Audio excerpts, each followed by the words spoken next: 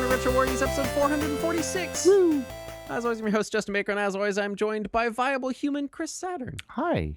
Hi, Saturn. It's Hello. you. I am here. You're here. I'm still here, Justin. You're there. 'Cause Oh, I'm right, here, yeah. so you're right. Oh, no, but I'm Everything's- here and you're there. Everything's somewhere. It's our second show of the night. What? I know no one can tell. I Yeah. know that they just We're so professional. have no idea what's going on.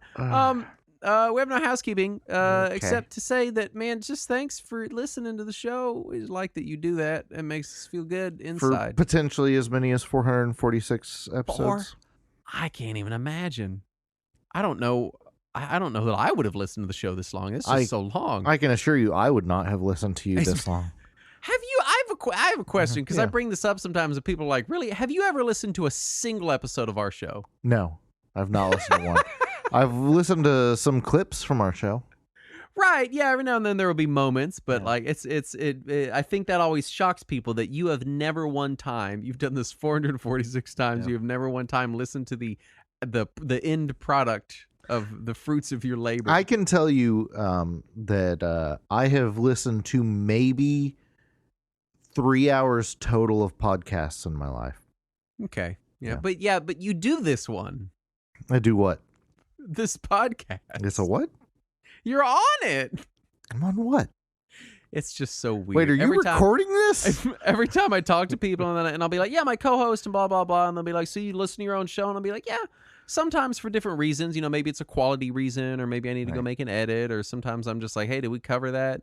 And my co-hosts never listen to any of them. And No. people are always like, never? No. Like, yeah, no, not one time. Not ever. I can't handle my own voice. And also, whenever I do hear a previous conversation that I have had, I can't help but critique myself. I'm like, oh, I should have said that different. And also, I should have replied to that. And I should have never said that.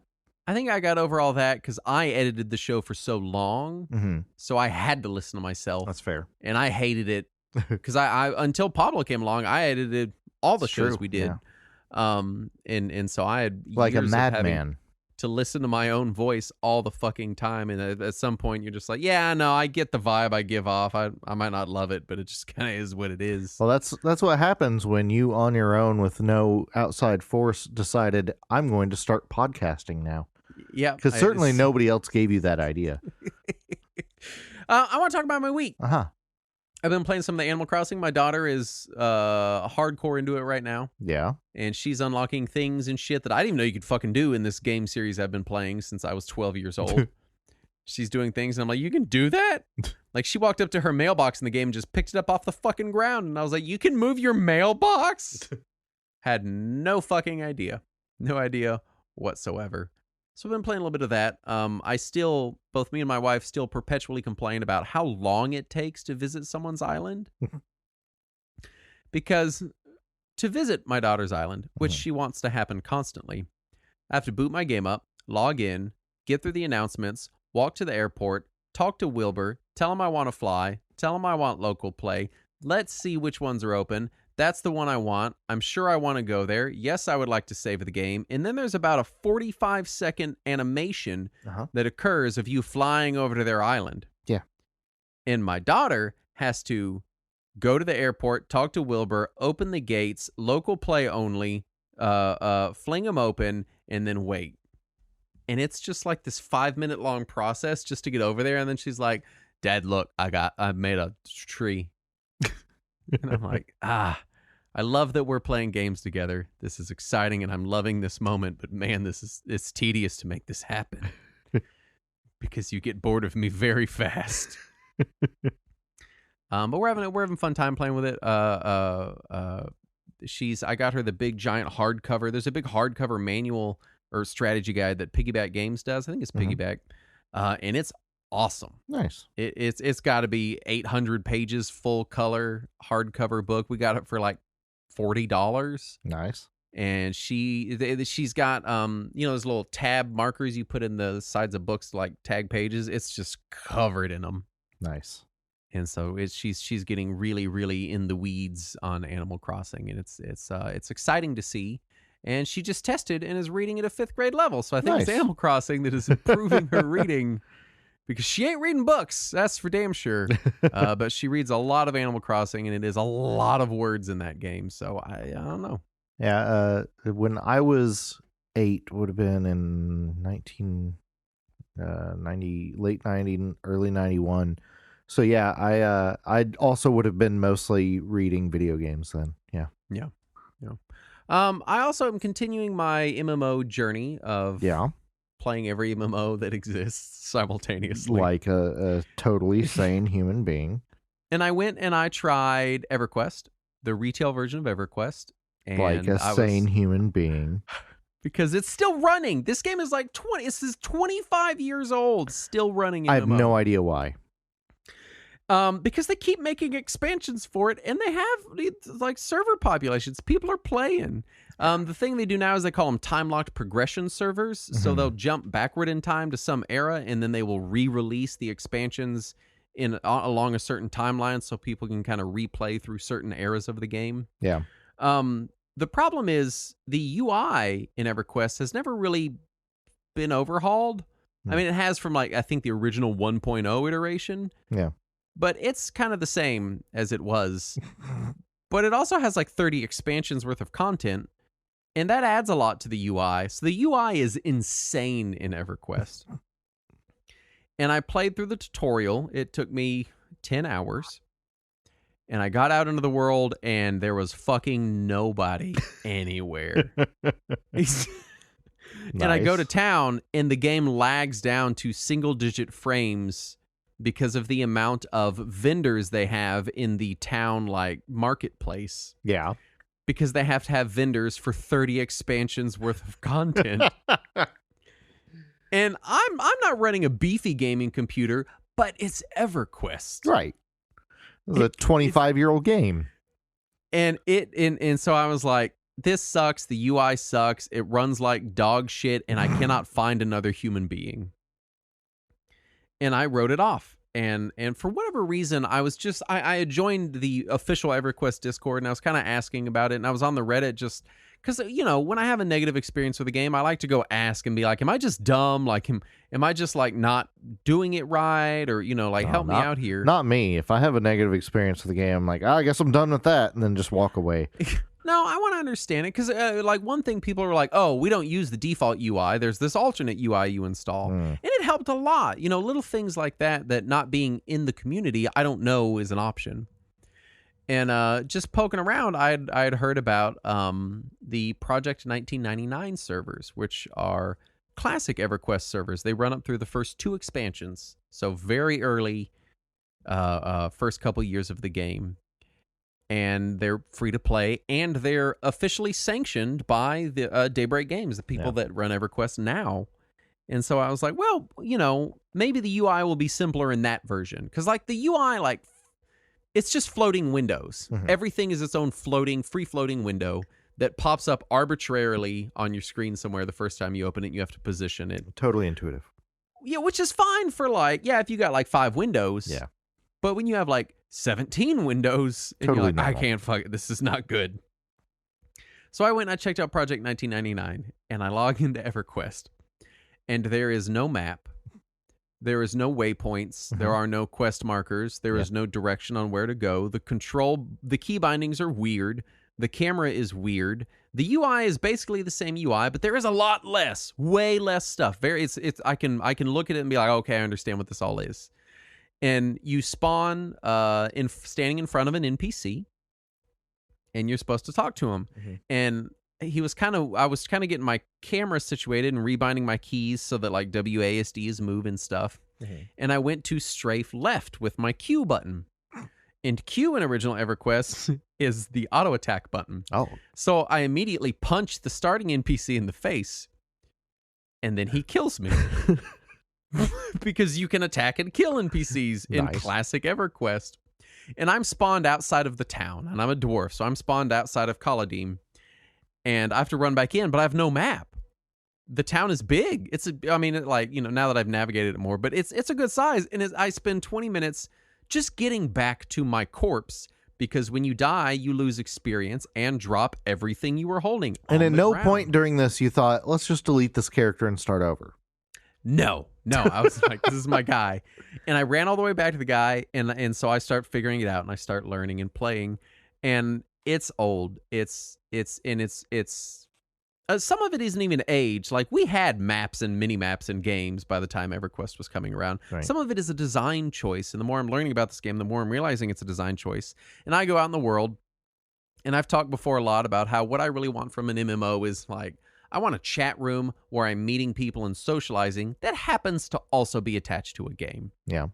And I go out and I start fighting stuff, and I start dying over and over, to the point that finally I'm just literally, there's guards in front, and if enemies get close to them, they'll kill them. So I'm just standing like one step outside of the aggro range for these guards, trying to kill creatures, and anytime I get in a tight spot, I back up a step and the guards kill them.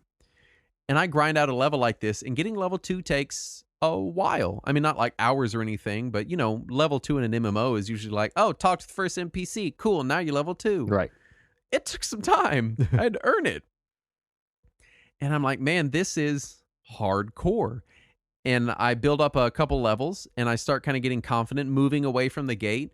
And I realize, like, I have to follow the roads and be aware of landmarks because, again, there's no map. Right. And then it turns night, and I can't see anything.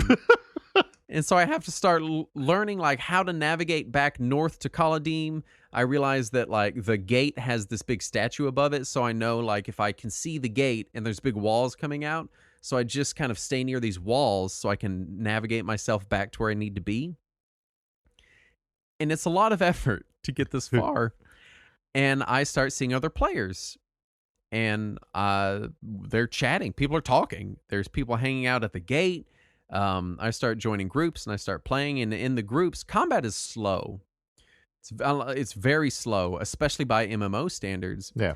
And so you'll be in a combat for, you know, a minute, and you have time to chat. So I'm finding myself talking to people, grouping up with people, and we're chatting. We're talking about the game. We're just socializing, having a good time while we're running around killing things. We're helping, you know, really, this person is helping me navigate. They're like, all right, if you follow this road down here and go left, that's where these things that you want to kill spawn at. And this person's very friendly, and then the next person is very friendly, and then people are just really friendly. I'm up to level 5. I'm feeling confident in the area near the gate. Everyone's really nice. I've now built up my confidence where I don't feel weird. You know, when you're the only person talking in zone chat or is in an MMO, you feel kind of weird, right? So many people are talking and chatting and running around that I'm doing it too. You know, people come running out of the gate, and I'm like, hey, you want to group up, or you want to do this or whatever? And I start really enjoying it. I'm having to grapple with things like I have to keep food and water on me because you can get hungry and thirsty. I need to train the ability for me to sense the direction I'm walking so that I can figure out where I am in relation to where my destination is. I need to have people show me how to walk to the other zones because I don't know how to get there. I have to follow roads. I have to rely on guards. This all sounds very complicated. It's not. It's really simple because there's nothing. There is no complication. There's no map to navigate. There's no anything. You're just like, I don't know. I know I'm near a tree. You know, like I was in a group with a guy and I was like, oh, I lost you. Like he ran out of the view of my camera, and I panicked for a minute and I was like, oh, well, what do I do? Like, how do I don't know where you went. Yeah. And I just like real life, I literally had to like holler at him and be like, hey, I lost you. Yeah. And he had to come back and get me. So in a weird way, like it is complicated. You're right. Yeah. But in a weird way, it's also not complicated because it's like the answer is to just talk to other people for whatever your question is. I hate that. I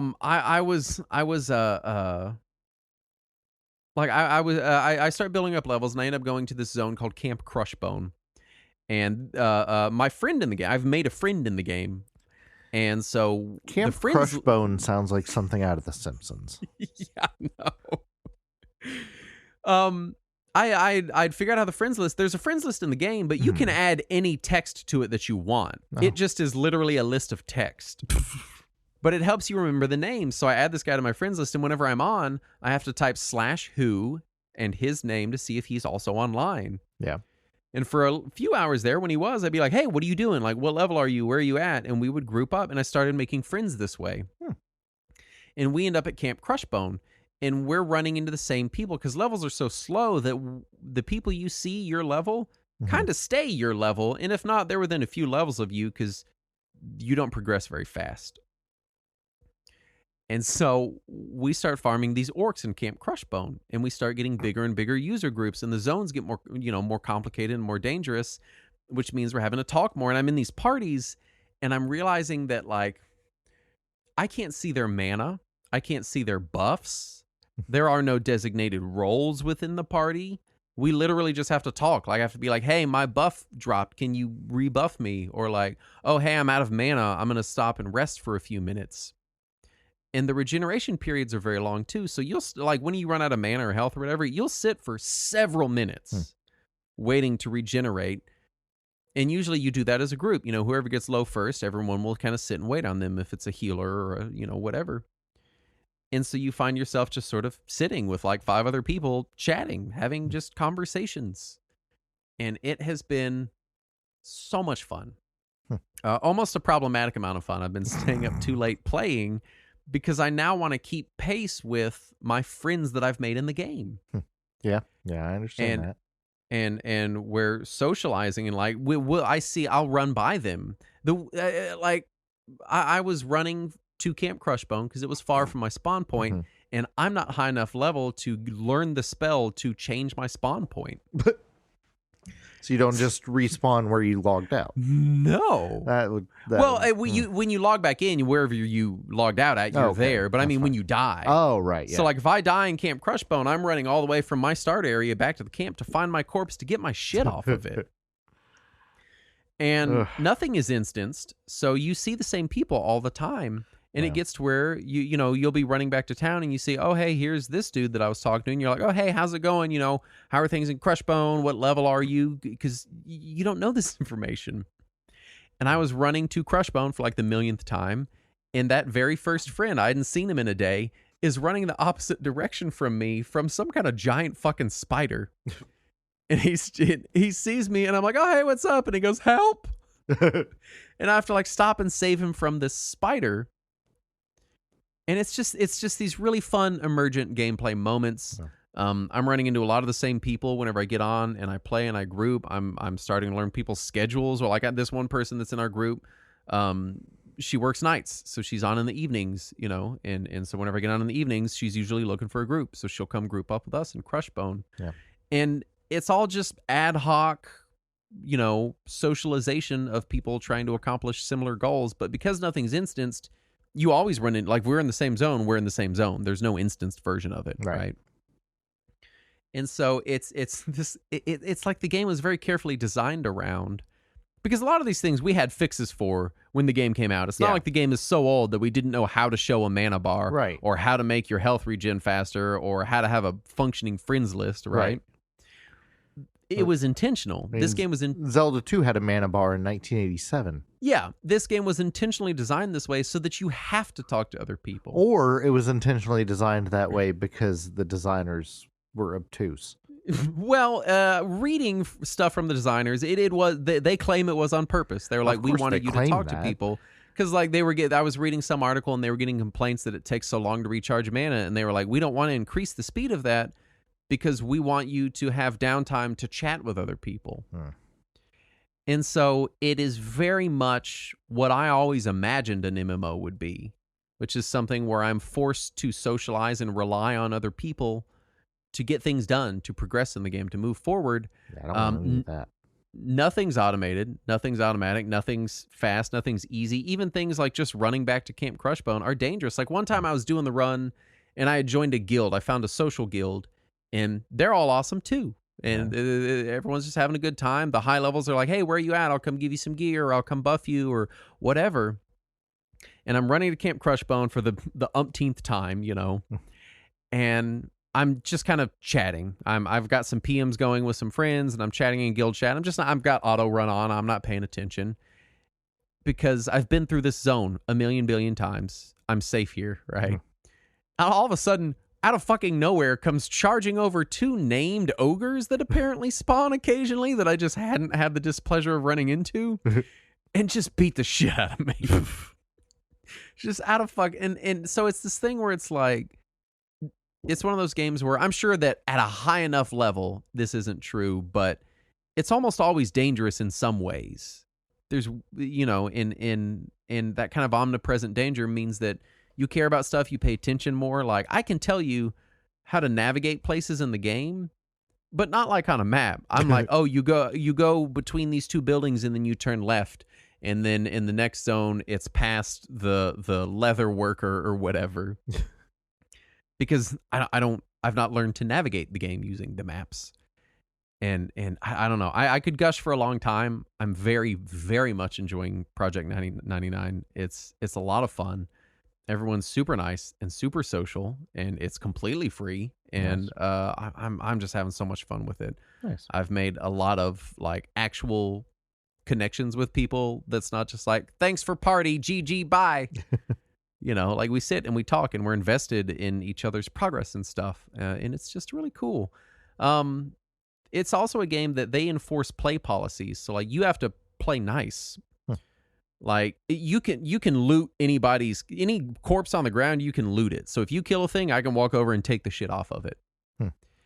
And so they have like play nice policies where they're like, hey, don't steal people's loot, don't steal people's kills, don't be an asshole in the game. And they moderate and enforce them with in-game GMs, which is not a thing I thought games did anymore, was in-game GMs. That's like an old school thing. There's still in-game GMs in FF14. Are there? I've played a lot of MMOs, WoW and forward. I've never once seen a GM. You very rarely see them. And when you do, something happened. Yeah. Because they tend to play on their regular accounts and only jump to their GM account in the event that they're having to moderate something. And usually you get pulled away to an instanced moderation room. It's just this very hands-on server. They care a lot. Like there's if someone like is stealing your loot or being an asshole in the game, you file a petition in the forums. And so, I don't know. I know that it's like completely archaic and weird and obtuse, but I'm really loving how the game is just kind of there and it forces you to navigate it with other people.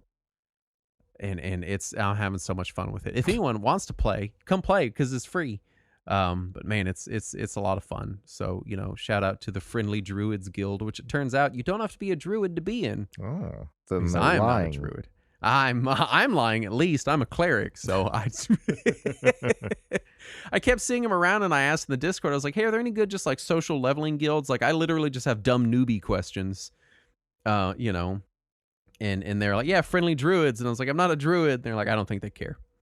I had one guy who was just in zone chat, just like, "Hey, does any new players want a shield?" And I go over and he gives me this awesome like level 30 shield, and I'm level like 8, and he just wants to chat for a minute. He's just like, "Yeah, I'm just like an old retired guy. I just like playing EverQuest. I played it when I was a kid," and we just chatted for a while about like him playing EverQuest when he was a kid, and then that was it. That was all he wanted. And then he was like, "Have fun, bye." He just was off into the ether, So yeah, I think I can see myself playing this game for a while. I'm really enjoying it. I'm having a good time with it, and it's weird and it's old and it's tough. It's a tough game, but man, it's a lot of fun. I'm having a really good time with it. Nice.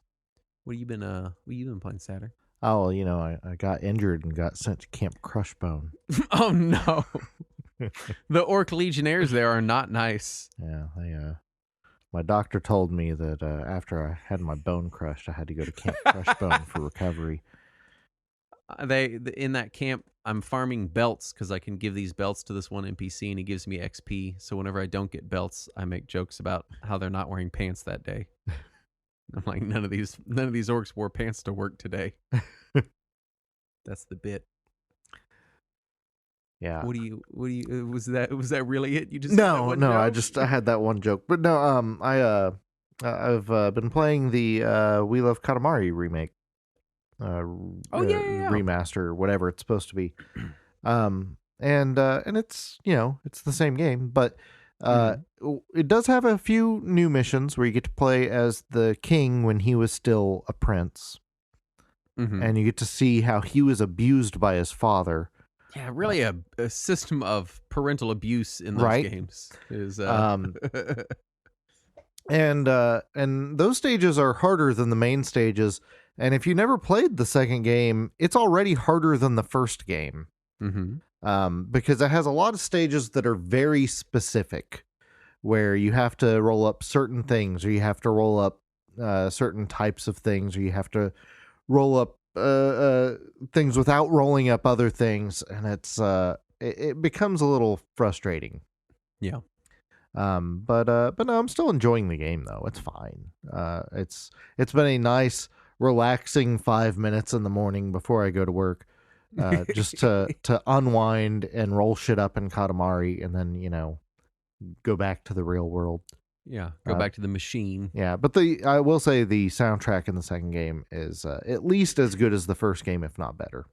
Yeah, that's high praise because, man, what a soundtrack. Oh, yeah. But if you haven't played the second game, you should. And if you don't want to play it, at least listen to the soundtrack. I don't know why I thought you were going to say if you don't want to play it, then fuck you. Yeah. Then we're going to send you to Camp Crushbone. Get your bones crushed. Yeah. Let's do the news then. All right.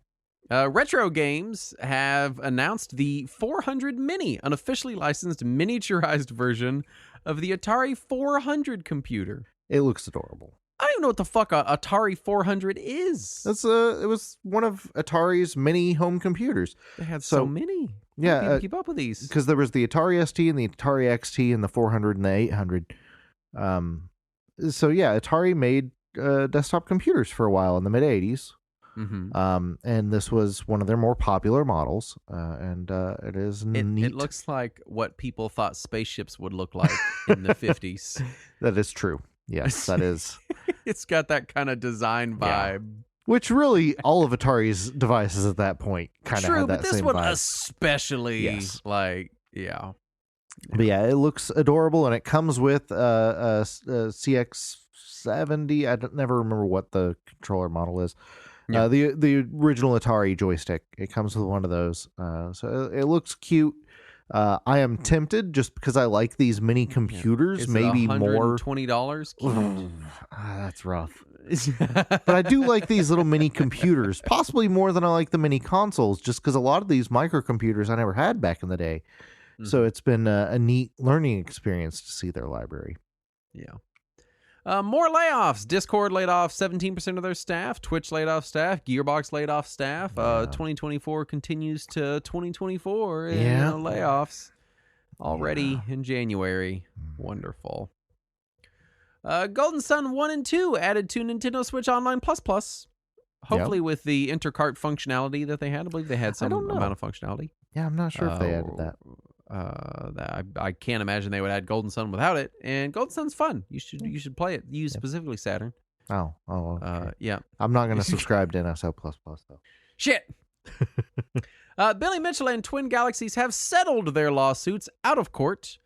Twin Galaxies has begun selling merchandise showcasing Billy's cheating that I will be purchasing. Have you seen these t-shirts? No, I haven't. Oh, man. So if you haven't seen the videos yet, there's some videos that showcase exactly how Billy cheated, how the videos of him playing Donkey Kong, you see the level loading in, like the bits. Oh, no, I did see these. See these. Yeah, the bits of the stage load in different chunks on MAME than on the original hardware. And Twin Galaxies is now selling t-shirts that show original and MAME versions of the stage loading in, which is just hilarious. I'm definitely going to buy some of these. Right? Absolutely. Cannot wait. The Transylvania Adventure of Simon Quest announced, which looks like a weird Simon's Quest kind of parody. It like, I want to say it's in the vein of Infernax, but it's very much just like, hey, we're goofing on Simon's Quest. Yes. Infernax was just also in that same mold. Right, yeah. It was also a goofy game. Yeah. But so I think this is specifically what we requested. So I'm excited for it. Yeah, I am all for it. I am on record as being a defender of Simon's Quest because it was a good game, and I am excited to see somebody try to take what Simon's Quest was trying to do and maybe do it right. So that'll be exciting. GameStop is closing its NFT marketplace. Oh, Back up your no. JPEGs now, folks. Oh no! So what happens to this shit that's on the fucking blockchain? Like, was it their own blockchain? Who that knows? They're going to shut down now, or like what? Who Why? knows? UK games retailer Game is discontinuing trade-ins. So you're not going to be able to trade in games anymore, presumably because they're going to phase out selling used games. That's my guess. Why else would you stop taking in trade-ins? Right? And my fear is that this is just their first step towards eventually getting rid of all physical media. Oh, yeah. Which it looks like a lot of companies are going to be doing in the near future. Yep, that's the new push in 2024, getting rid of physical media. Ubisoft feels that customers need to get more comfortable not owning their games. Thanks, Ubisoft! I mean, what the fuck? Why? Yeah. Like, we all know that when you have a digital game, you don't legally own it. You've just purchased a license to that software. But don't say it, you assholes. You don't fucking just dicks. don't say that this is the case and you better like it. Right? Fucking A, man. Get bent. Seriously. Chuck E. Cheese is getting licensed as a game show for some bizarre reason. I don't know what's going on there. I don't know what's going on there either. That's very Chuck E. Cheese, right? Really? Yeah. And they said it is an adult game show, which at first I had to check to make sure they didn't mean porn. But no, it's just a game show where adults are competing in like recreations of arcade games. That's so strange. Which they already did. They called it Frogger, and it wasn't great. I don't expect this to be great either. Oh, yeah. Debug build of Persona 5 leaked to the internet. So that's cool from a preservation standpoint. Yes. Lots of information there. And I am looking forward to the inevitable, like, enormous cutting room floor article about it. I can't even because imagine. Those are always just fascinating to me. Not even imagine. GBA ROM images can be dumped by crashing the console and recording audio that plays after 110 minutes. Yes. The discoverer of this was very clear that like this is not like a viable way to back up ROMs. No. It still takes a lot of finessing, but what a weird thing. Yeah, Basically, I'm so excited by this. It dumps everything in memory out the audio port. And when you listen to it, because I was listening or watching the video and listening to it, when it gets to like the sound effects, it just dumps those. Yeah. And it just starts playing a weird series of Mario Paint-esque sound effects. Right. And it turns out that's just the actual binary data of the game getting just spit out. It's very weird. Yeah, I love it. Leaked internal communications show that Walmart will be clearing out / destroying all copies of Starfield, and rumors point to the retailer discontinuing physical sale of Xbox games. I think this is what Microsoft is hoping for. Really, I don't know why they wouldn't be with Game Pass. Right. They seem to be in favor of this. Yeah. So, cool. That's all right. Eventually, I'll just stop buying Xbox games because of this. And, it's fine. To be fair, I think I've bought 2 Xbox games since getting my Series X. Right. Like actual Series X games. Yeah. The rest were older stuff, so I don't know. Which brings us to our topic at hand, which is NES censorship. Oh, all those. You missed one. What did I miss? I missed one? Yeah. Where? Harmonix and Epic have announced that the final DLC for Rock Band 4 will be released on January 25th. Oh, I think my notes aren't synced. How dare you? That brings us to our topic at hand, which is NES censorship. Yes. Which is all the boobies that the fucking suits at Nintendo denied us. And some that they let us see. Some they let us see for sure. Although I have questions about some of these censorships, because some of these things I was told were not censored in the US, but then reading online, it seems to imply that they were. So we'll get to that. As a note, we don't have full data on why international changes were made to games. So some of these were likely at Nintendo's behest. Some of them may have been kind of self-censorship to get through the approval process. Others might have been other issues of translation or just things they chose to change for different reasons. A lot of these are just best guesses that they were actually censorship, which is removing something because of the content not because of whether it works or not. Right. As far as first encounters, I don't know. I mean, I was pretty young during the NES era. Most of the stuff I heard was apocryphal after the fact. It's always the odd game here and there. They're like, oh, that game, you see a boobie. Right. Or this game, it's got this guy gets stabbed and you can see all the blood or whatever weird, kind of playground rumors about gruesome scenes in video games had occurred. But suddenly Sonic starts leaking hyper-realistic blood. A lot of the more specific and realistic ones that actually happened, I was not generally aware of until much longer after the fact. Yeah. What about you? Was NES censorship something on your radar? Yeah, because I remember relatively early, one of our neighbors had rented Kid Icarus, and they got the manual with it. And that manual has boobies, doesn't it? It has boobies in it. And they were like, look at the boobies. And I was like, holy shit, this is Nintendo boobies. And so immediately we were like, we have to find the other boobies in games.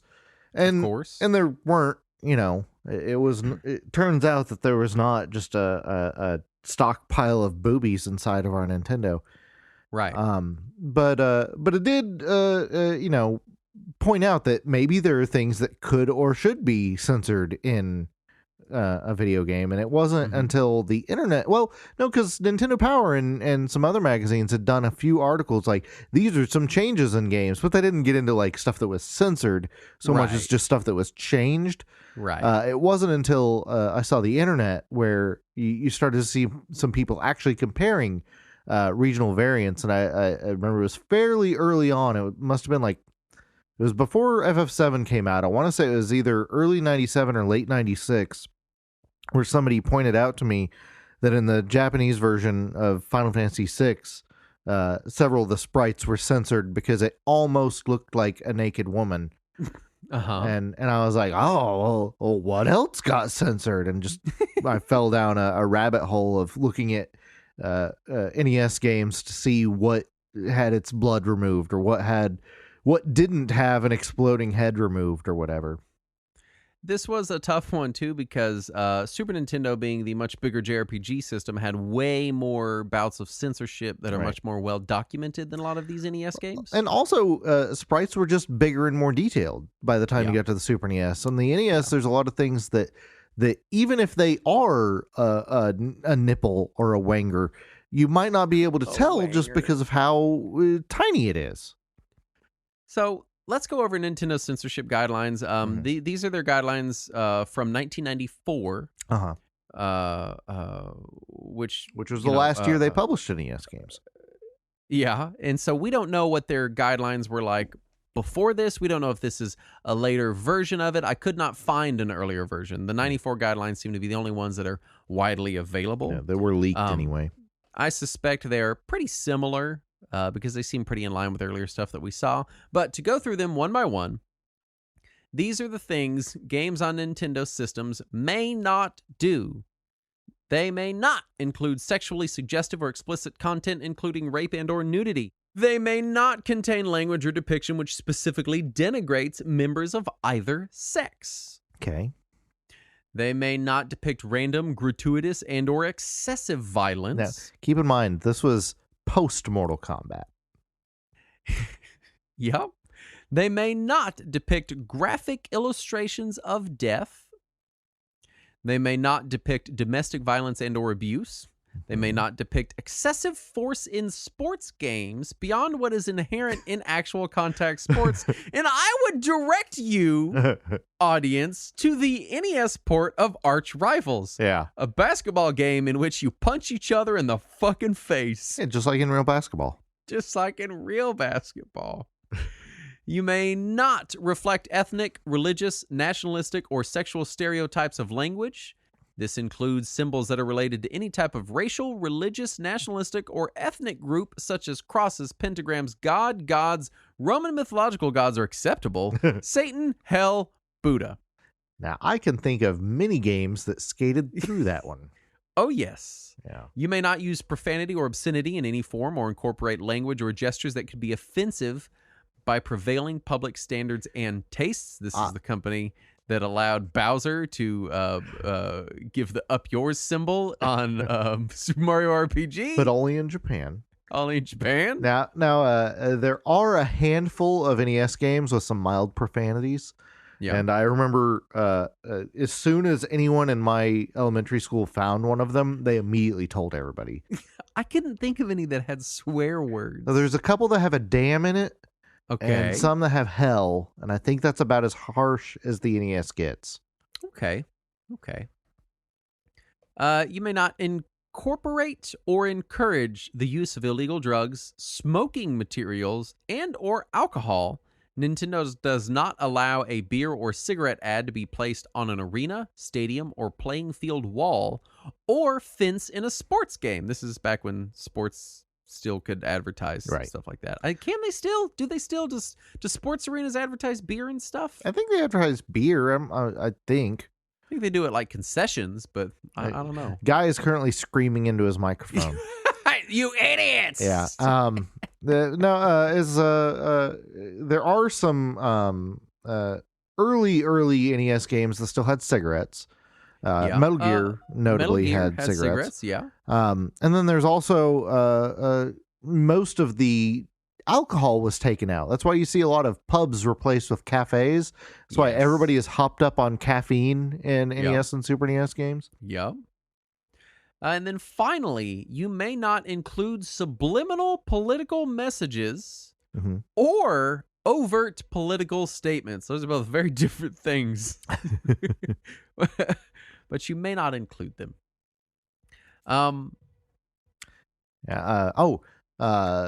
Commando has a dam in it. That's one of the ones. We'll talk more about that game later. Yes, we will. And I didn't really know how to break this down except with examples. Yes. And just kind of discussing examples. So I broke them down. This first section is my examples by category. Yeah.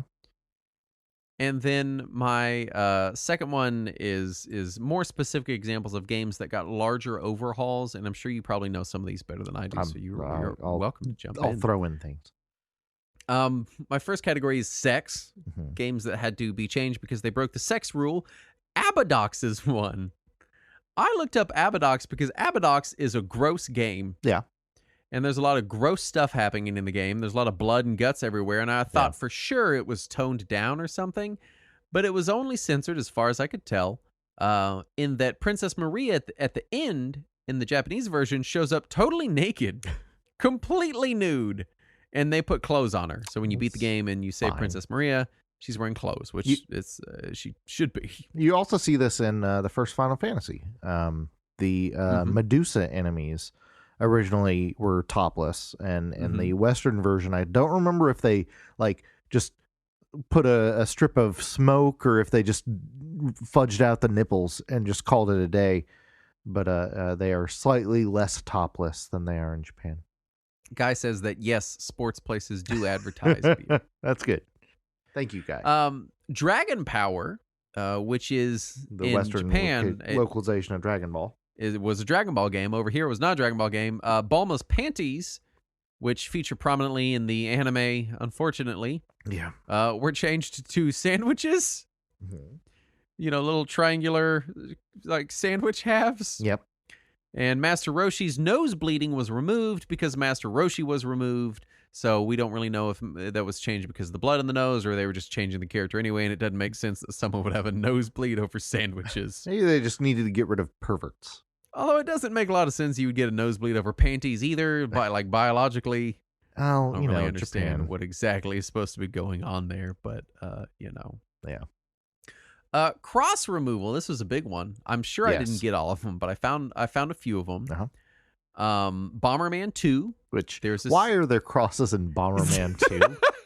There's a scene where two bombers are walking, and in the back is like a city, and there's a little church there with a little cross up on it, and they removed that. But, I get it, because I've read this before. My question is, Hudson, why is there a cross in Bomberman 2?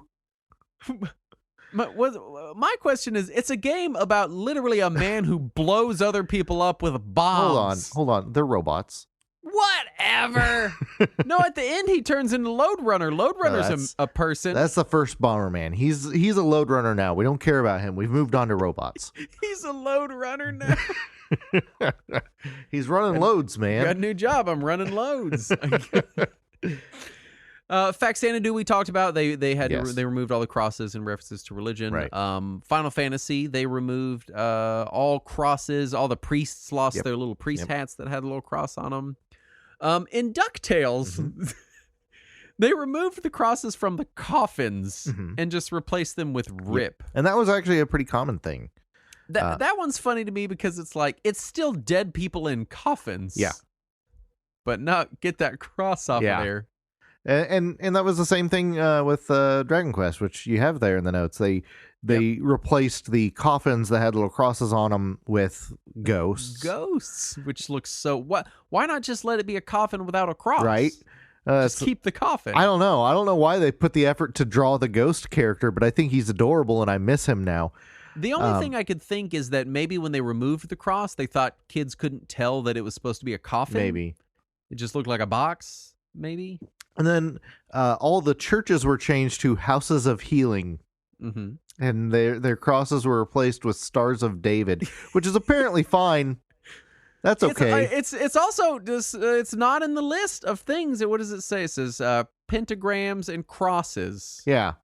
The stars Satan, of David, Hell, Buddha, fine. God, gods. Star of David is fine, apparently. Yep. Yeah, totally fine. Okay with that. Another one that I think is worth mentioning when it comes to crosses and religious iconography is the Castlevania series. Yes. So Konami was allowed to keep the cross boomerang, but only if the manual explicitly only called it a boomerang. And I've got Castlevania 3 later in the notes because there are some more cross-related discussions to be had there. Yeah, like they toned down the cross, but it's still right there. Yeah, it's still clearly a cross. Yes. But no, it's a boomerang now, even though that's not what boomerangs are shaped like. Yes. I've seen boomerangs. I don't know. I have generic religious removal. So Legend of Zelda, the Bible, was renamed to the Book of Magic, which really makes more sense in general. And also, while we're talking about crosses, the cross on Link's shield was not removed. Yeah, which is a weird one. Yeah, you got to keep Very that. strange. I just like the Bible one. That makes sense because like it's... Why would a Bible give you powers? Yeah, well, Bibles turn magic wands into flame rods. It's just what Bibles do, man. Mega Man, the Yellow Devil, was renamed to Rock Monster. Yeah.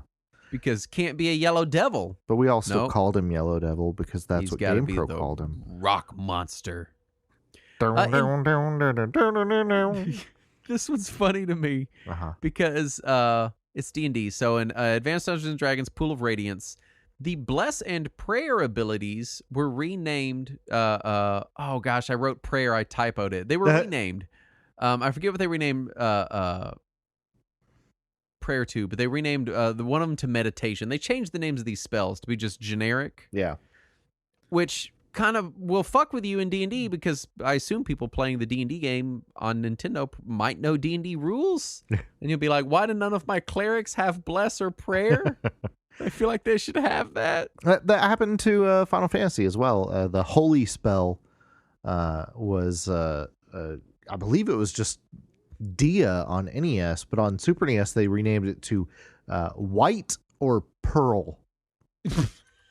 Perfect. Yeah.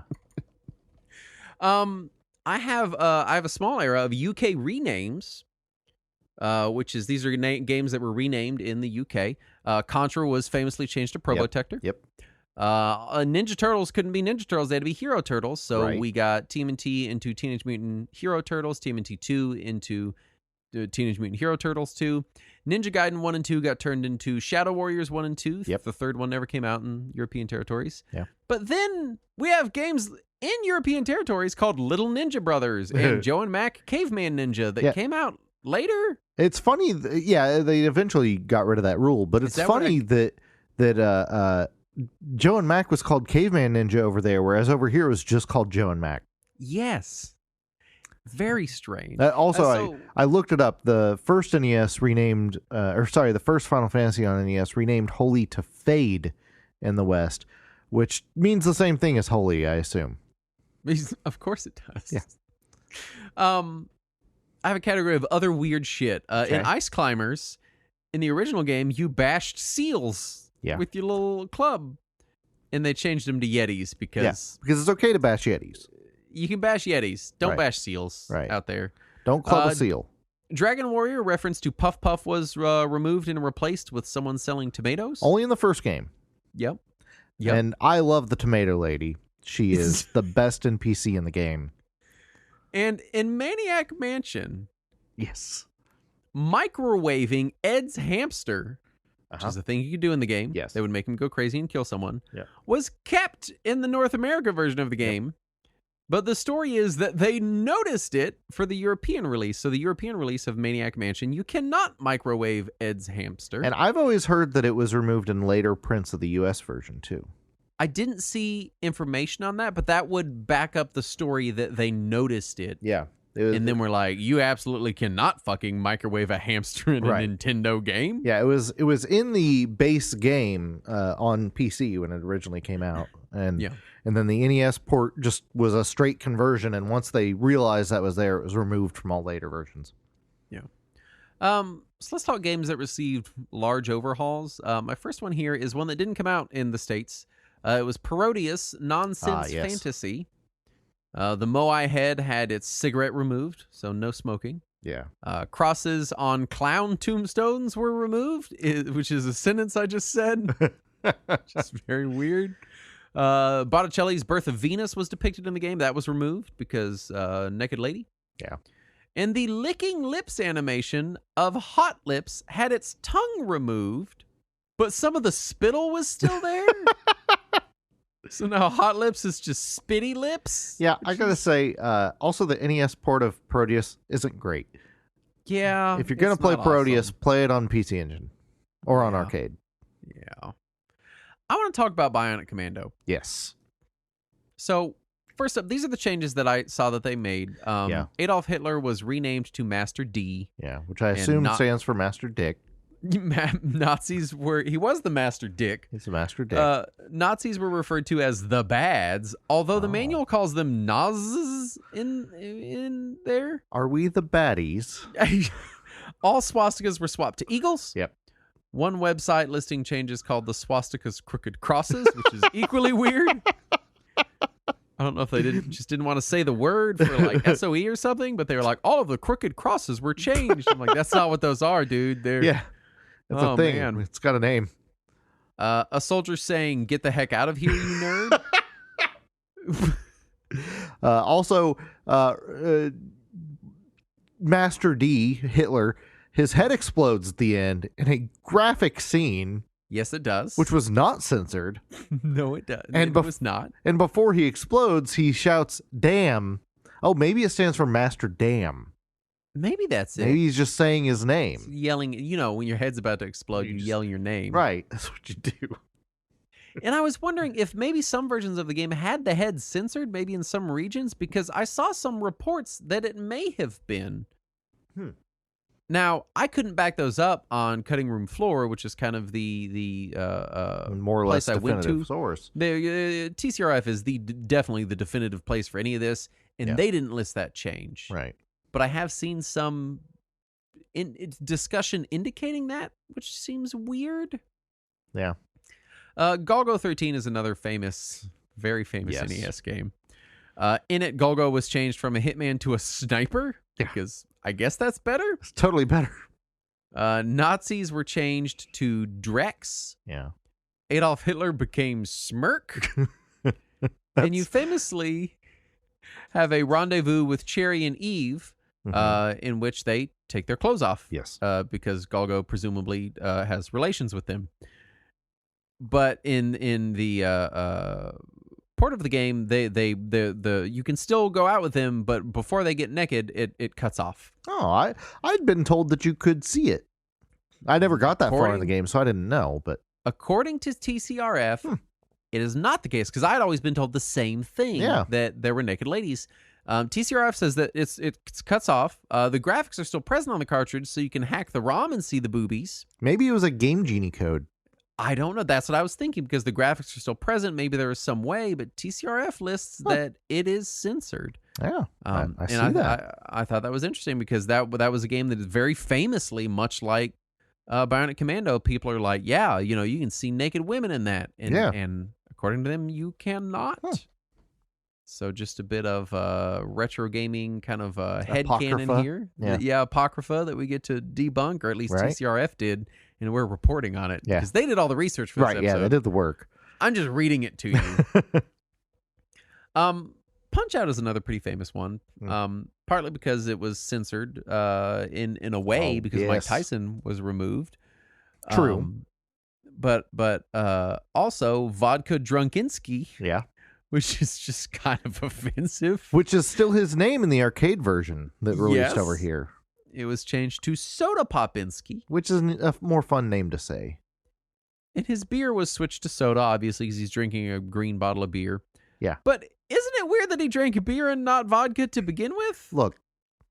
I mean, his name is Vodka Drunkinski, and he's drinking beer.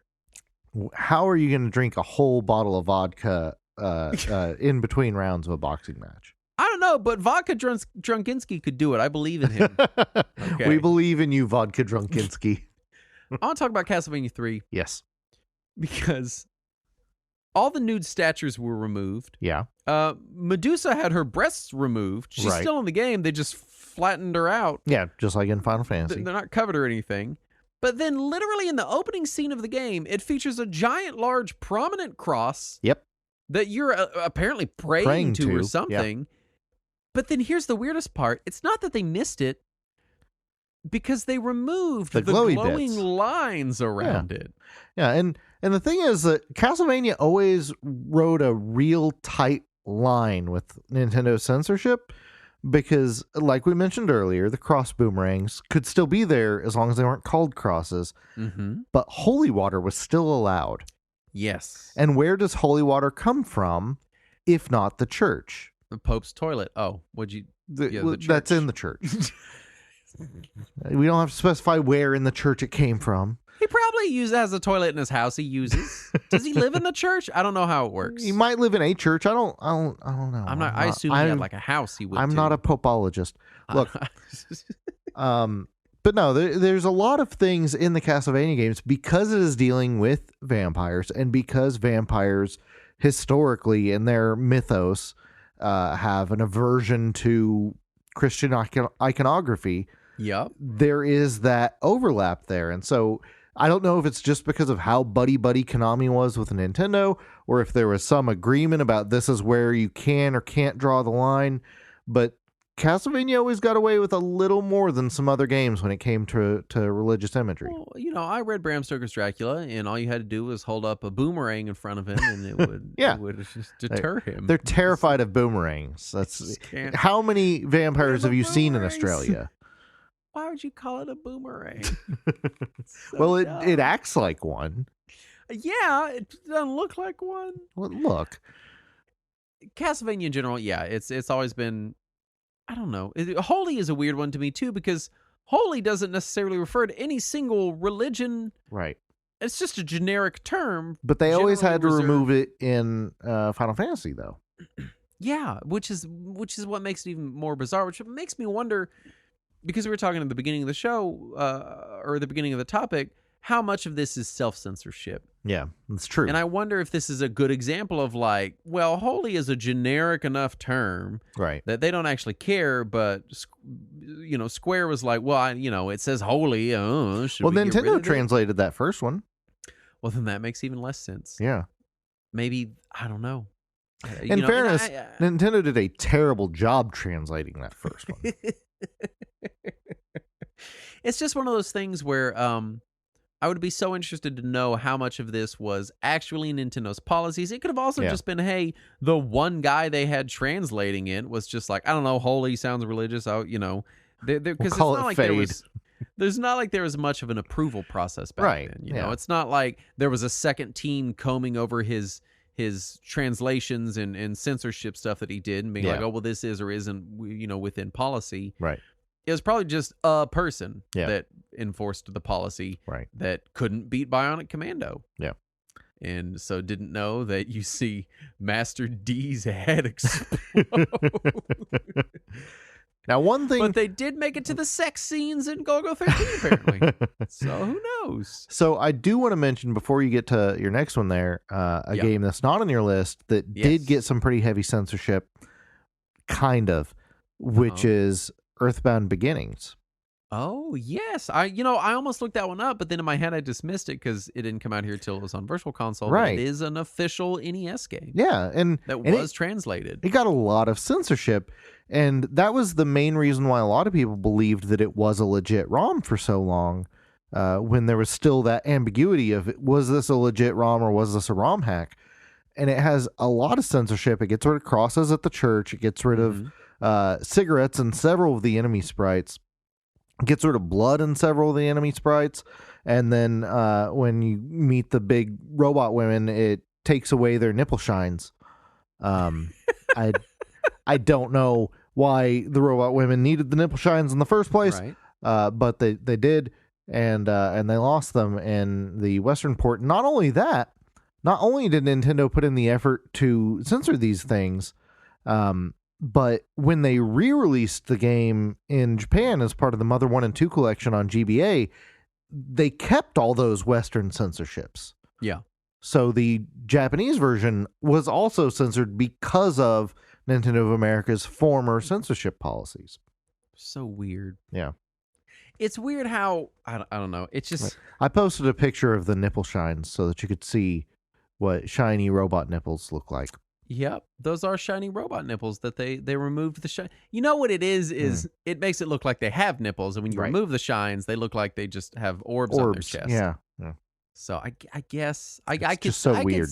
If I was following this policy and I was the only guy doing it at Nintendo, and they're like, "Yeah, are these robots okay?" I'd be like, they got nips. I guess take them off. I don't know. You got nips, so take them off. Hang them up. The last game I have on my overhaul list is Uninvited. Yep. This was a kind of a text adventure. Text adventure game. I think it was in the same series as Shadowgate. I don't remember. I think it's the same developer, at least. I don't remember if it's the same series, developer. Though. It got a lot of changes. A pentagram rug was changed to a star rug, which still just looks like a pentagram. Yeah. This is my favorite. There's a guy you encounter behind like prison bars, and he's got a bloody knife, and he's holding his own head. And he's saying like, "Beware this place" or whatever. Yeah. They re-headed him. They put his head the fuck back on him and wiped all the blood off. And he's still like being menacing, but they put his head back on. Now he's just hanging out. African masks on the wall were changed to mirrors for some reason. That one's especially weird to me.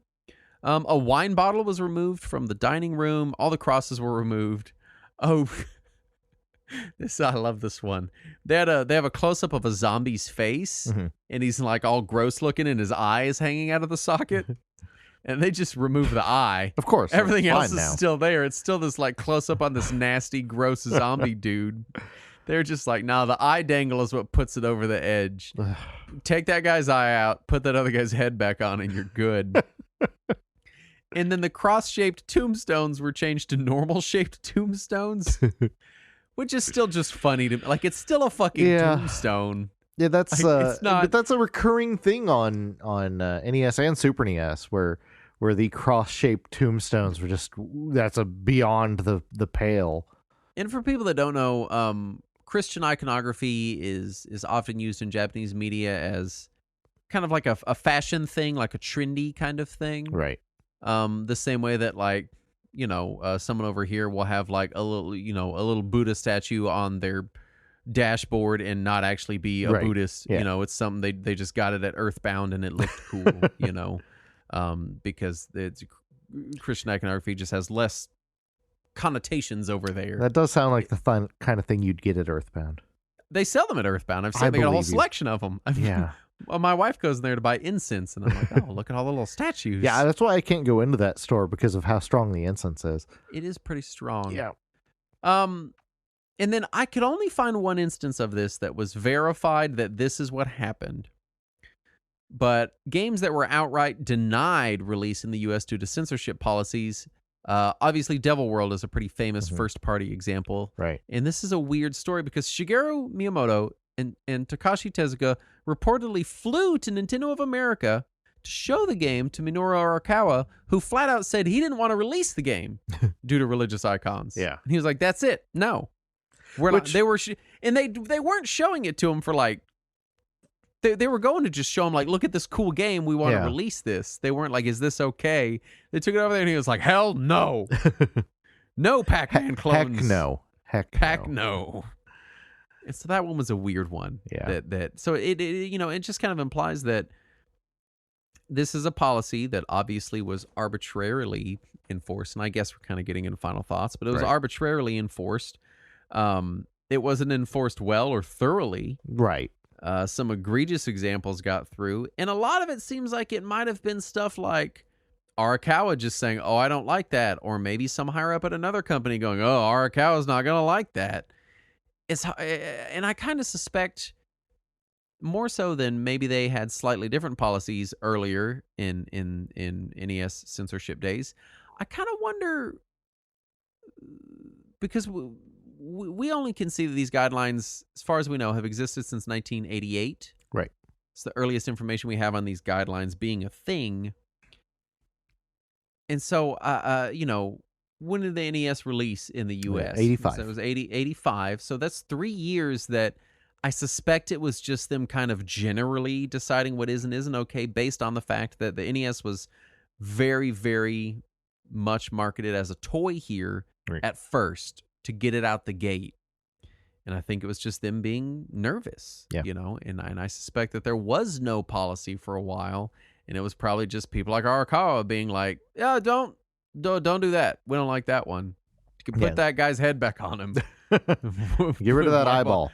Wipe all that blood up. We don't like that. And it was like you said, it was a lot more hit and miss on the NES. It felt like they really cemented what they were planning by the time the Super NES came around. But really, they didn't become strict about it until after Mortal Kombat and the whole controversy. Yeah, well, all of a sudden, these people were showing up in courtrooms and being like, oh shit, the Americans have gone off the fucking deep end. And we had and continue to do so. Yep, we have not turned around. But it was very, very weird. Yeah. And so it was just kind of fascinating to me that this was something that companies obviously cared about. A lot of this definitely seems like self-censorship based on the information we have, like weird stuff like Holy is okay here but not okay there. That really smacks of them just being like, I don't want to get it kicked back, change that. Yeah, the one game that I remember hearing back in the 90s was canceled for U.S. release because of its name, which I don't know if this is true or not, was Holy Diver. Which I have heard that. Which is named after a Dio song. Uh-huh. I don't think that's religious unless you happen to be in the Church of Dio. I am a practicing member of the Church of Dio, and I've listened to a lot of Dio's music, and no, is not really any very much in the way of those kind of connotations. Yeah. It's just fascinating to me, and it really kind of backs up their image in the market in the early 90s at the time of being this kind of schoolyard bully. Right. Because I can just imagine how nerve-wracking it must have been to put an NES game out and be like, oh, we had a picture. This guy was named the Yellow Devil. Now we have to fucking change it, and we're losing money on our production cycle because we have to go fucking fix this thing. Right. Unfortunately, they only had to fix it in the manual. Right. But just this idea that there are these weird draconic policies going on at Nintendo that you may or may not fall within the realm of. I mean, Castlevania 3 gets away with a giant non-glowing cross. To be clear, it is not a glowing cross. It is a non-glowing cross. It is just a statue. It has no holy powers. Meanwhile, fucking DuckTales is over here like, no, you can't have that. Yeah. Get that the fuck out of there. And it also influenced the rest of the greater industry, because a lot of games that if they thought they might end up with an NES port would end up censored even in arcades or on other consoles. Yeah, because it's just easier to do it the one first time. Yeah. Yeah. Save yourself the money. Right. So yeah, that's NES censorship. It's weird. There's not a lot of information about it. It's only a taste of it too, because it's everywhere. There's tons. It's hard to quantify. It's hard to narrow down. And it's also hard to find just because of how much there was and how spread out the information about it is. Especially when the policies weren't even instated, as far as we can tell, until 1988. Right. I mean, a lot of developers probably didn't have any fucking idea. Nintendo was just like, I don't know, make it kid friendly. Like, what does that mean? That could mean a lot of things. Don't offend somebody. Go. No eyeballs. No shiny nips. No eyeballs. And we didn't mention it in this episode, but there are also instances where Nintendo was trying to avoid any racial connotations. Unfortunately, they often did so by removing racial minorities. Yes. Because it was easier to just whitewash the whole thing and not worry about it than it is to deal with the nuance. Potential question. Yeah. And so it's unfortunate. I think a lot of them are funny and weird. Yeah. And I think my favorite one I found was that guy getting re-headed. Just put it right the fuck back on there. At the time, when I first learned about some of this stuff back in the day, I was upset that we didn't get the original untouched version or whatever. Yeah. In retrospect, I love a lot of this stuff in the same way that I love TV edits of movies. Yeah, I think now that we have access to gore and boobies and religious iconography whenever we want within our own pockets. Correct. I think it makes How it many a little boobies easier. are in your pocket? Well, I have my phone, and so it has infinity boobies. Oh, I was talking about aside from your phone. Oh, none. Oh, weird. 0 that I'll tell you about. But my phone can access infinity boobies. That's true, yeah. It's the infinity booby stone. So it's the Samsung Infinity Booby Stone. This is the kind of humor you get when we record at 1:00 in the morning. This is where we end up. I've only been awake for 20 hours. Anyway, if you want more of this kind of booby-related humor, then we got a show called Talking Wizards, and all you got to do is give us money, and we'll let you listen to it. Yeah. We're holding it hostage, and our ransom demands are any amount of cash deposited directly to our Patreon. We will give you access to it. You can get uncut versions of this show where we talk for 20 minutes about things I don't remember, and Guy gets mad because I don't remember what we said. So, question, said. If someone were to send you their best colored pencil drawing of what they think Andrew's boobies might look like, would that get them any episodes of Talking Wizards? Yeah, I'll give someone an episode of Talking Wizards for that, but I get to pick it. Oh, okay. That's the rule. I was laughing, man. I know this is a total tangent at the end of the show, and we're almost done. All right. But the wiki for that EverQuest server I'm on, it has maps of places, and they're all done in colored pencil. Like clearly, some dude in like 1999 fucking drew and colored all of these, and it's so charming. These hand drawn, goofy ass maps. Nice. It could be from a strategy guide. Strategy guides did that kind of shit back then. That's possible. That is possible. I did buy the strategy guide for the game. It's coming in the mail, so I'll see if that's the maps it uses. What? I'm normal. I'm a normal man. Okay. Bought a 25-year-old strategy guide to an MMO. Classic. The strategy guide's only 23 years old. Oh, it good. Came out later.